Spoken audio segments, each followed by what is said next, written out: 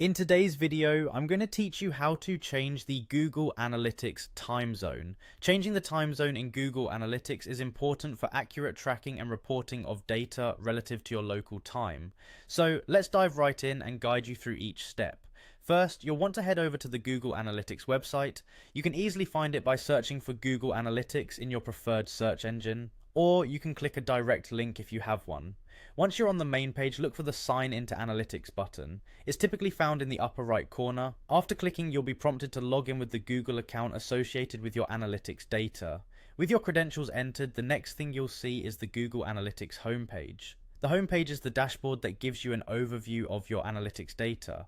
In this dashboard, look for the admin gear icon. It's usually located in the bottom left corner of the screen.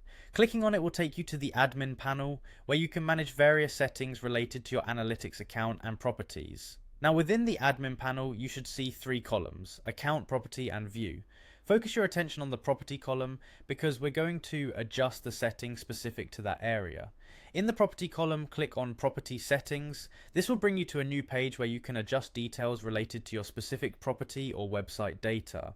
In the Property Settings section, scroll down carefully until you find the Reporting Time Zone option. This is where you have the ability to change the time zone to match your local or desired reporting time frame. Click on the time zone drop down menu. You'll see a list of various time zones available. Simply select the one that corresponds to your location. After selecting the appropriate time zone, make sure to save the changes by hitting the Save button. This step is vital to ensure that your new settings are applied. Keep in mind that changing the time zone won't alter past data, but it will be effective going forward for all future reports. And there you go. It's as simple as that. You've successfully adjusted your Google Analytics time zone, which will help you get more relevant insights based on your preferred time settings. Thank you for watching, and I hope this guide helped make the process clear and straightforward for you.